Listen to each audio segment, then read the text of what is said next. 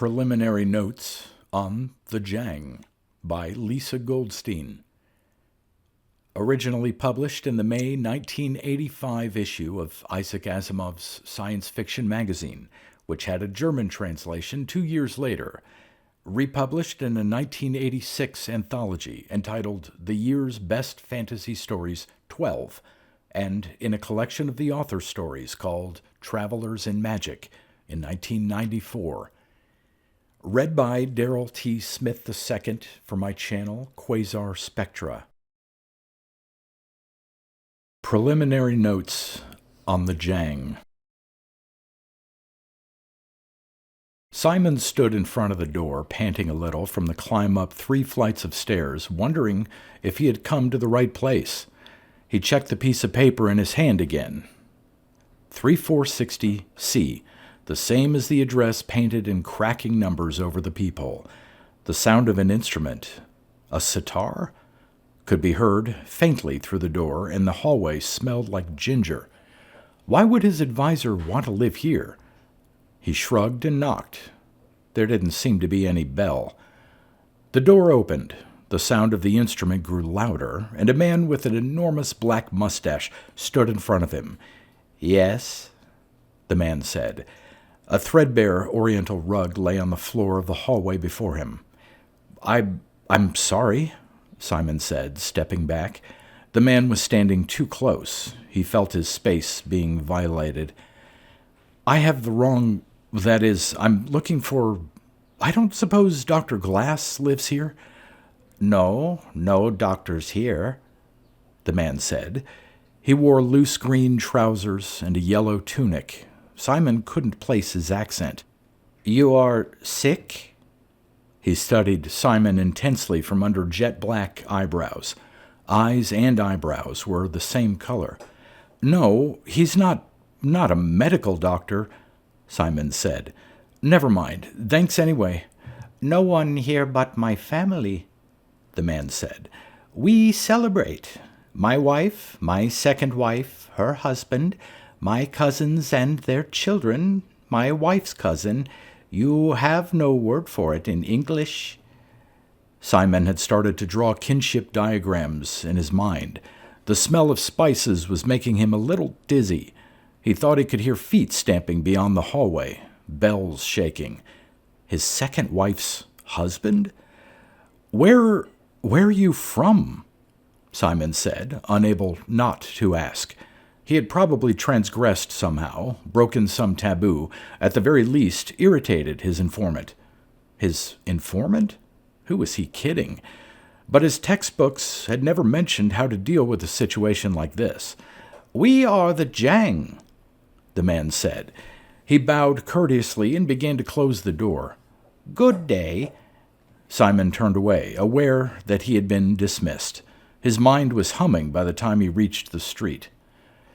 "Dr. Glass," Simon said, running into his advisor's office.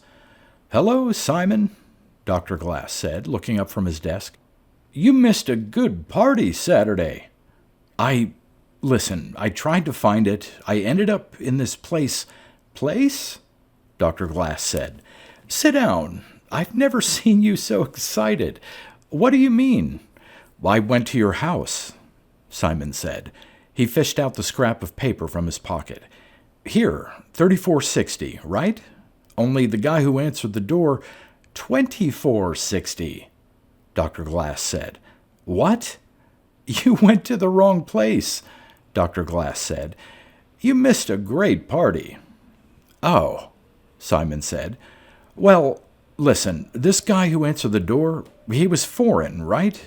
He said his people were the JANG. And then I went to the Anthro library and I did some research and, well, I couldn't find them anywhere. And so I thought, so I'm going to do my thesis on them." He was out of breath when he finished. Dr. Glass watched with amusement, one eyebrow lifted. For the past year, Simon had led discussion groups and graded papers and kept office hours and done research when it was required and not done much of anything else. He had been a graduate student for 4 years, time enough to find a thesis topic and move on. only nothing seemed to interest him. Everything was either boring or had already been researched to death. Some days he had just given up and gone to the beach. "How do you know this is what you want to work on?" Dr. Glass said. "What do you know about these people anyway?" Simon sighed, running his hand through his already unruly hair. "Well, their kinship system is incredibly complex," he said. The door to the office opened, and he looked up, grateful for the interruption. "Hello, Dr. Glass," Linda said, coming in. Linda was another of Dr. Glass's students. "Hello, Simon. You missed a great party Saturday." "I know," Simon said. "All right," Dr. Glass said. "Write up some notes and bring them to me. I'll let you know what I think." Simon stood again in front of the door of 3460, a briefcase in his hand and a tape recorder draped over his shoulder. His heart pounded loudly as he knocked. The same man, he looked to be about 50, Simon thought, athletic for his age, opened the door. This time the hallway smelled strongly of garlic. "Yes," the man said. "You find your doctor?" Simon was surprised the man remembered. "Look, I'd like to ask you a favor. I'd like to ask you a few questions, you and your family." The man was unperturbed. "You are a cop, yes?" he said. "No," Simon said. "No, I'm a student from UCLA, the university." He brought out his wallet and showed the man his registration card. "Very nice," the man said dryly. "And if you were a cop, you would have one of these cards also, yes?" "No, listen," Simon said. "I'm a student. I study different cultures, people. I'd like to know more about you, about the JANG." The man hesitated, then seemed to come to a decision. "All right," he said. "Come in, but we don't talk about our criminal pasts, all right?" In the dim light of the hallway, he seemed to wink. The room the man led him into had no furniture except 4 or 5 fat pillows arranged in a half circle. Rugs covered the old wood floor and hung from the walls, their colors mostly dark red, black, or yellow. Portraits and yellow photographs of dark people stood over the fireplace, and candles in glass cups were placed in front of them. Simon could smell cooking coming from another part of the apartment. The man sat on one of the pillows and took out a pipe from his trousers. Simon sat next to him, sinking into the pillow with difficulty.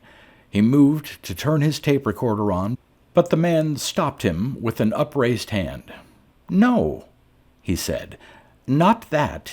We think it steals our souls."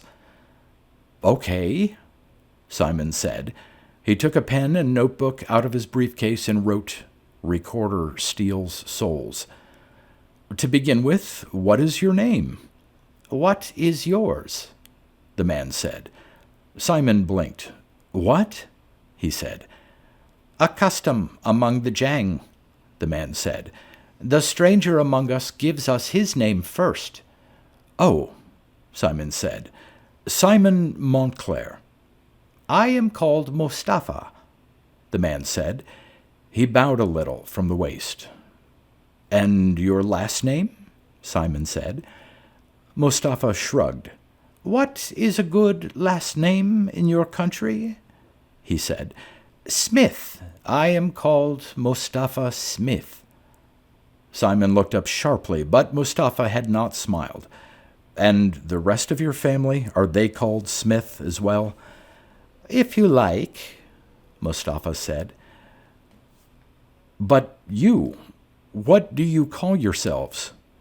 "Oh, you know," Mustafa said. "This and that. It depends on the country." "Well, then what—" Simon began.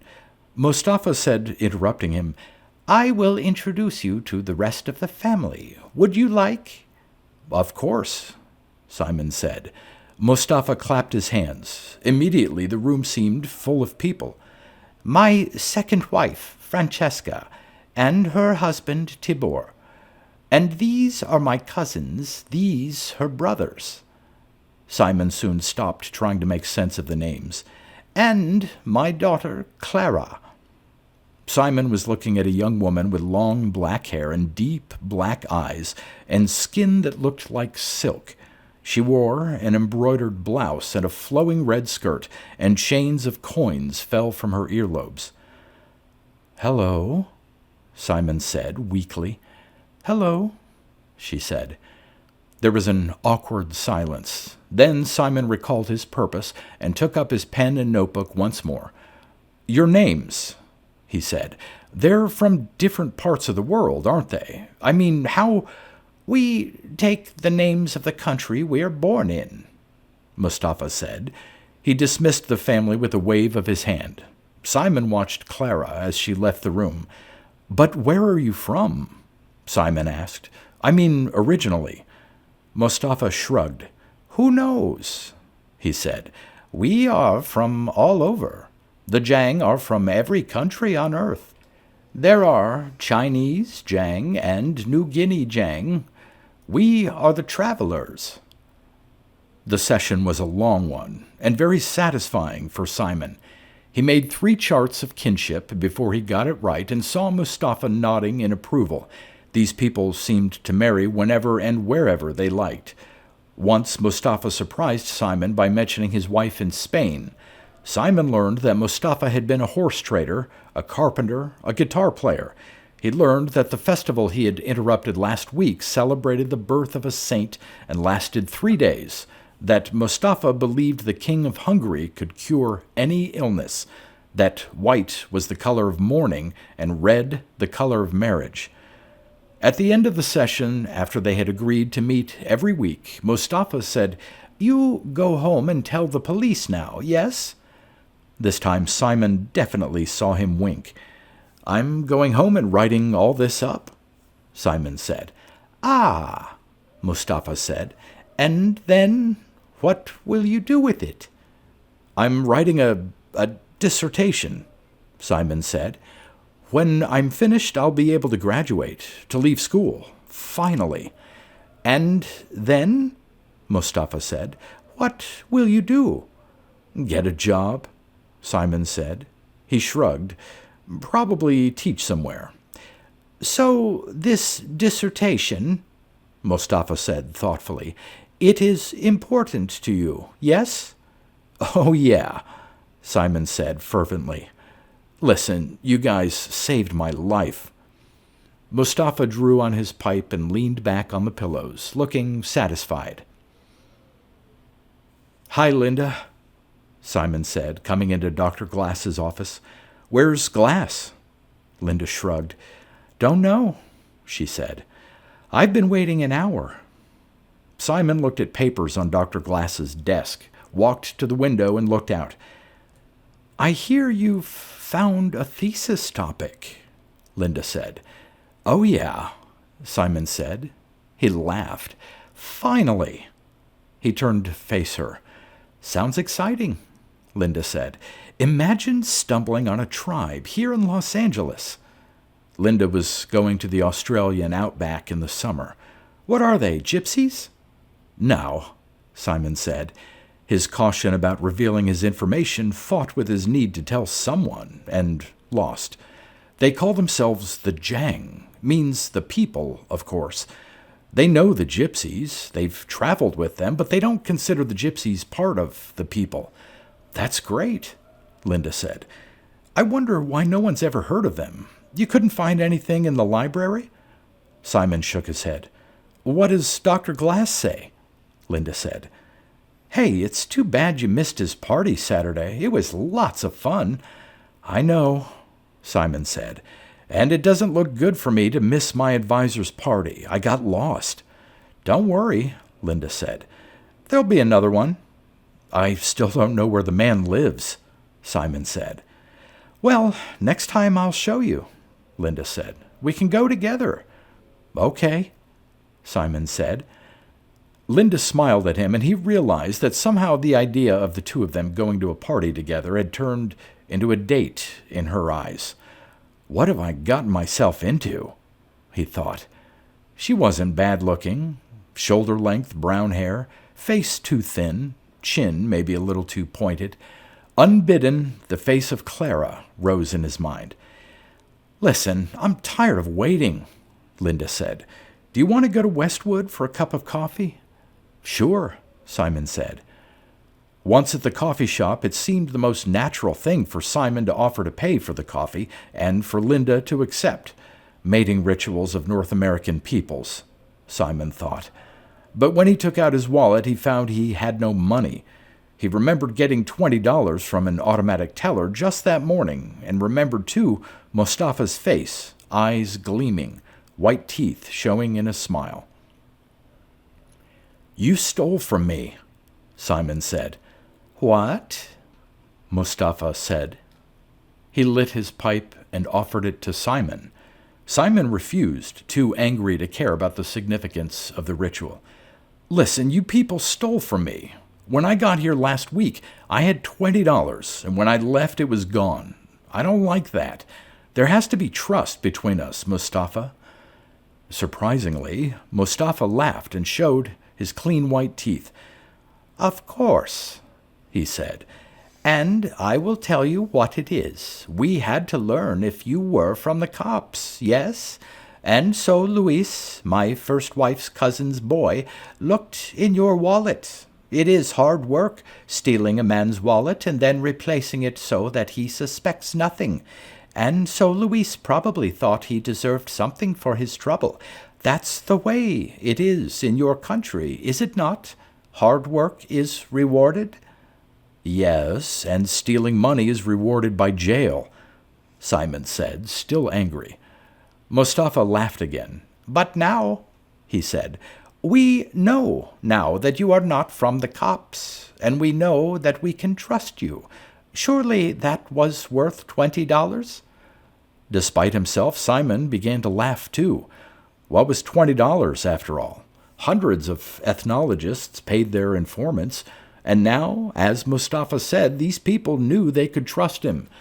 He would just keep a closer watch on his wallet from now on. "I will tell you what," Mustafa said. "In exchange for the $20, I will read your palm. All right? All right." Bemused, carried away by Mustafa's enthusiasm, Simon held out his palm. "Ah," Mustafa said, I see a woman. Hair to her shoulders, blonde hair or brown, a beautiful woman." "Linda?" Simon thought. He would have never called Linda beautiful.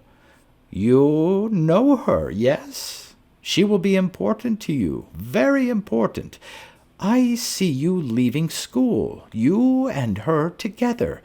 You are finished with school, and you are ready to start a new life."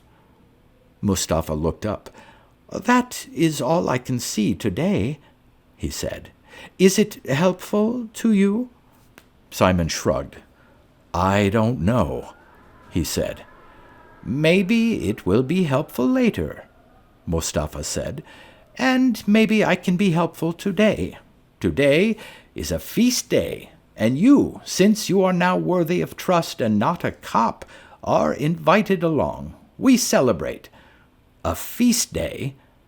Simon said, beginning to get excited, not quite believing his luck. "For what?" "Our saint," Mustafa said. "Anna, the mother of all the JANG. It is her birthday today." He offered his pipe to Simon, and this time Simon took it. "You will stay for dinner, of course." Simon coughed. "I'd be honored," he said, wiping his eyes. He followed Mustafa into the dining room. Simon tried to take notes during the meal, but his pen and notebook got in the way, and he gave up. Everything was delicious. "What is this?" he asked, having noticed that the JANG talked with their mouths full. "Hedgehog," someone said, one of the brothers or cousins or husbands. Simon nearly stopped eating, and yet it was good. Everything was good. He took a second helping and washed it down with wine. Everyone was talking loudly. Simon thought he heard bells again and someone dancing, but when he looked around, all he saw were the people at the table. The room was growing dim, the candle flames spiraling up to the ceiling. His notebook fell off his lap to the floor, and he realized he had dozed off for a minute. Clara's face shone across the table, and he smiled at her. Then it seemed as if they had gone outside and into brightly painted caravans, smelling of hay. The horses— Horses? Simon thought. In Los Angeles? But he was too tired to look outside. Brought them to a grassy field surrounded by tall trees standing like sentinels.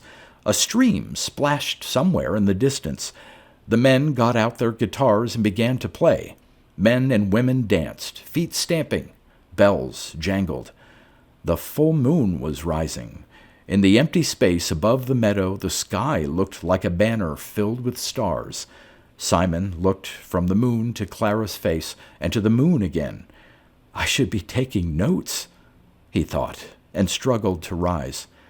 Hush, Clara said. Rest. Everything is all right. He trusted her voice. The music wove through his dreams. He woke the next day in his room, though he did not remember coming home. He groaned and rolled over. The notebook lay open beside his bed. Preliminary notes on the JANG, the notebook said in his handwriting. He sat up carefully. His head seemed heavy, about to fall off. There were pages and pages of notes, most of them illegible, citing almost every anthropologist he had studied or heard of. Trickster God, see American Indian myth, one of the notes said. Then a scrawl, then Mircea Eliade, then a page and a half of scrawls, and then what looked like CF, Jim Henson's Muppets. He squinted, hoping the words would say something else, but they stayed the same. Pieces of the night before were coming back to him. He remembered dreaming, remembered that they had all dreamed, that they had all had the same dream. It was the dream of the tribe's origins, how Anna, mother of the JANG, had disobeyed her mother the moon and was sent out to wander the world forever. His headache was gone. He was trembling with excitement now. They had all had the same dream. What had he discovered? This was bigger than he had thought. He would be the next Carlos Castaneda, legend of the UCLA Anthro Department. Bestsellers, lecture tours, his paper on the collective unconscious of the JANG, considered seminal in the field. He dressed slowly, organizing his notes in his mind. He dreamed of the feast in the meadow nearly every night that week. Clara was there, bending over him in the moonlight, kissing him. Sometimes it was Linda instead of Clara, and then he would wake dissatisfied, feeling that something had been taken from him. He began to avoid Linda, stopping by Dr. Glass's office only when he knew Linda would not be there. He visited Dr. Glass every day now, excited, hardly able to wait for the next session with Mustafa, but he said nothing about the feast night. He wanted to save that for later. Clara, not Mustafa, answered his knock at the next session. Where's your father? Simon said. I don't know, Clara said. I was supposed to meet him today, Simon said, a little impatient. He looked at his watch. At 3:00. Clara laughed. And you expected him to be here, she said. You don't know much about the way we figure time. Well, Simon said, can I wait for him? Or would you answer some questions? He wouldn't mind getting to know Clara better, and her answers would give him insight into the customs of the women of the tribe. Clara shrugged. All right, she said. Great, Simon said. She led him into the room with pillows and sat down. Simon sat and took out his notebook. To begin with, he said, why don't you use a tape recorder? Clara asked. Simon stopped. confused. Your father told me you think it steals your souls. He told you that? Clara said. Here, Simon said, showing her the page in the notebook as if that would prove something. Was she laughing at him? My first entry. Recorder steals souls. You mean he wasn't telling me the truth? Clara leaned back in the pillows. Everything we say is a lie, she said. Simon sat upright and started to say something, but she wasn't finished. Our native tongue is quite different from yours. Everything we say must be translated, put in sounds foreign to us. What would be pure truth in my language comes out muddy and unclear in yours. We cannot help but lie, you see. We are exiles, and all exiles lie. What was she telling him? How many of his notes were wrong? He chose a question at random. Why did your father tell me the recorder would steal his soul? I don't know, Clara said. You'd have to take that up with him. Simon paged nervously through his notes. Trickster God, see American Indian myth, he read. He wondered what he had gotten himself into. Where did you learn to speak English? He asked, to gain time. You speak very well. I was at the university, Clara said. She tucked her legs inside her long skirt. Same as you. The university? Simon asked. Clara looked at him impassively. I'm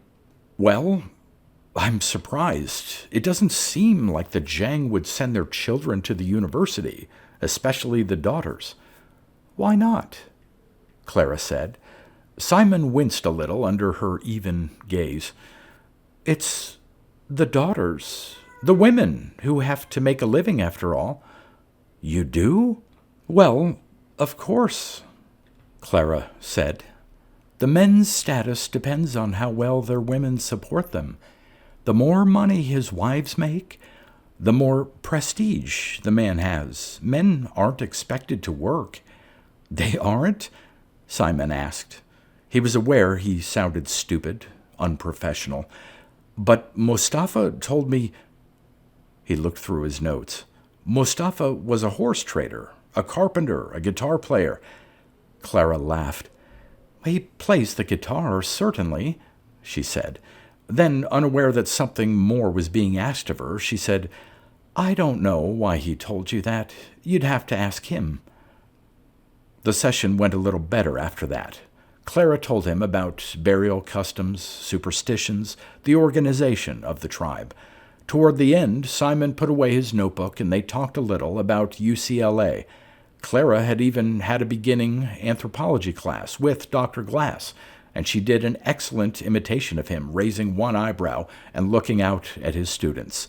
Simon was so charmed by her he forgot to ask about the dreams, about what really happened in the meadow the night of the feast of Anna. He wondered how he could ask about courtship rituals without offending her. Finally, he looked at his watch. It's getting late, he said. I've got to go. Listen, when I come back next week, could we pick up where we left off? I've still got a few questions to ask you. Sure, Clara said. I don't see why not. She walked him to the door. Good night, she said, and added a phrase in her language. She had told him it meant, luck travel with you. Simon stopped at a fast food place on the way home and got a burger. Then he went straight to his room to look through his notes. He felt as if he were glowing, as if people on the street could see him radiate light.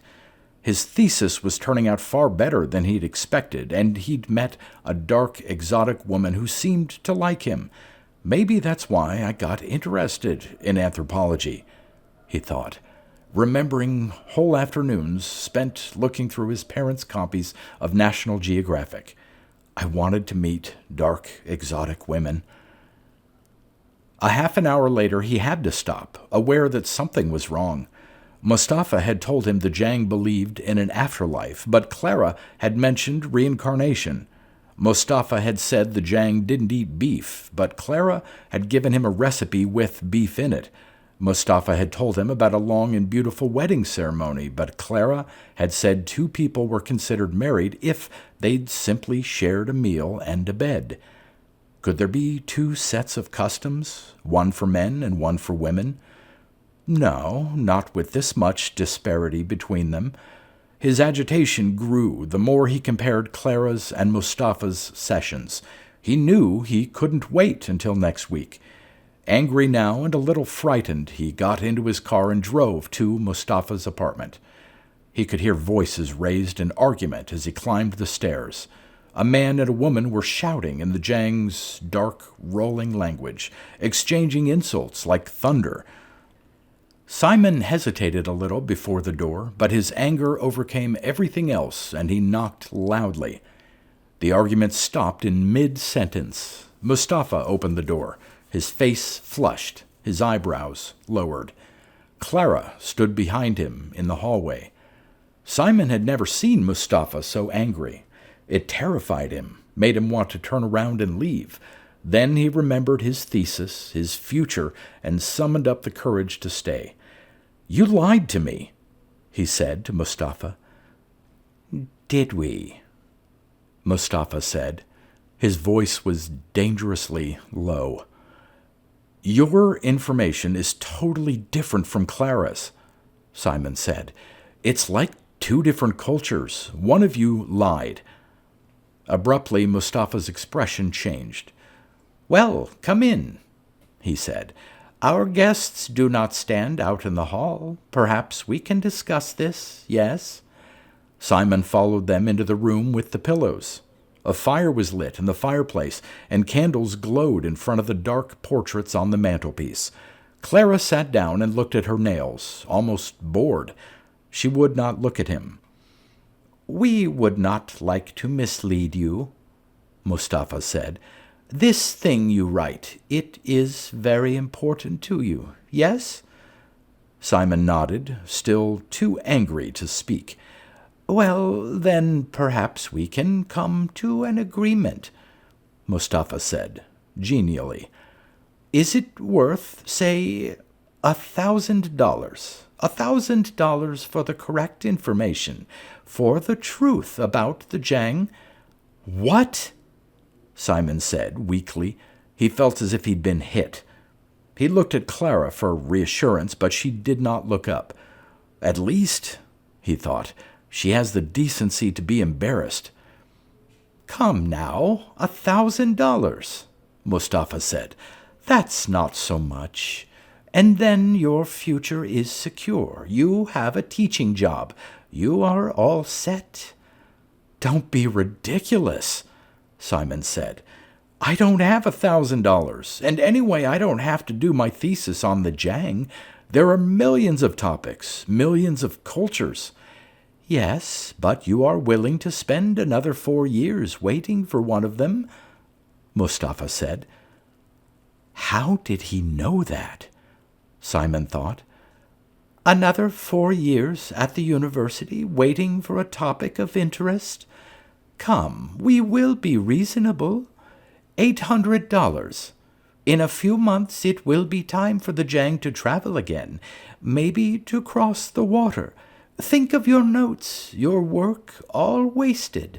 We can finish our sessions before we leave, and then you can teach, you can settle down, you can marry Linda. Marry Linda? Simon said, shocked. Why? For the first time, Simon saw Mustafa look confused. Why? You are in love with her, Mustafa said. He sounded uncertain. Simon laughed. He felt as if he were pressing his advantage, but he had no idea what his advantage was. What gives you that idea? Because of the dreams, Clara said suddenly. Mustafa said something to her in the language of the JANG, but she ignored him. Because of the dreams we gave you. You gave me dreams? Simon said. Those dreams about Linda and about Clara? Clara looked at Simon for the first time. He found it impossible to translate her expression. Surprise? Gratitude? You dreamed about Clara? Mustafa said. It was easy to recognize Mustafa's expression, not so easy to find an explanation for it. It was defeat. Yes, I did, Simon said. Now will someone please tell me what's going on? Mustafa was silent. We are the JANG, Clara said, finally. We worship Ahitot, son of the moon, brother of Anna, our brother, the trickster god, you would call him. He tells us to defy authority and to aid lovers. He teaches us to dream together, and we dream the stories of the tribe, like the story of Anna that you dreamed with us. And he tells us to aid lovers. We were to help you and Linda. Me and Linda? Simon said. But what gave you the idea we were lovers? Ahitot told us in our dreams, Clara said. But then you met me. My father wanted to meet you. He called you and you came to learn about us. My father wanted to make money. She looked at her father accusingly, as if to say, You see where your scheming gets you? Your father called me? Simon asked. Yes, Clara said. That is another thing Ahitot has taught us to do. We can change reality by our dreams. This was too much. This was worse than the conflicting information he had been given earlier. They were laughing at him, mocking him. You can stop it now, he said. I give up, all right? I'm going home. I'm not going to listen to any more. This is crazy. You do not believe me? Clara said. Once again she looked at him impassively, incapable of being contradicted. Her eyes shone in the firelight. Who do you think it was who changed the address on your piece of paper so that you would come here and not to your advisors? It changed because we dreamed it. Simon could not move. He felt he was being called upon to assimilate too much, to believe too many impossible things at once. Mustafa spoke into the silence. My daughter would like to share a meal with you, he said. Clara looked at her father, horrified. He had wanted to embarrass her. That much was clear, but Simon understood nothing else of what was happening. A meal and a bed, Mustafa said, clarifying. Had Clara told him the truth about the significance of sharing a meal and a bed? You want to marry me? He asked, and as he asked it, it did not seem so absurd. Clara looked into the fire. That is what we were arguing about, my father and I, when you came, she said. It is rare, very rare, for a JANG to marry someone from outside the tribe. Simon thought of the wild music, the dancing in the moonlight. He thought of his years as a graduate student, 4 years of sterility, with more to come. Clara was asking him to live with the JANG, to share their dreams, travel to far countries with them, and become involved in the weave of the tribe in a way impossible for any anthropologist. He walked over to the fireplace and looked at Mustafa. I'm sorry if it disturbs you, sir, Simon said. The blaze consumed his notebook. But I would like very much to accept your daughter's offer.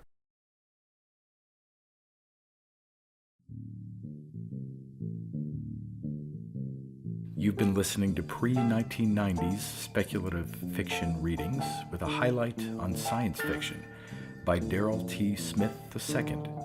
Please consider clicking the donation link in the description box. Thank you so much for your time and your imagination.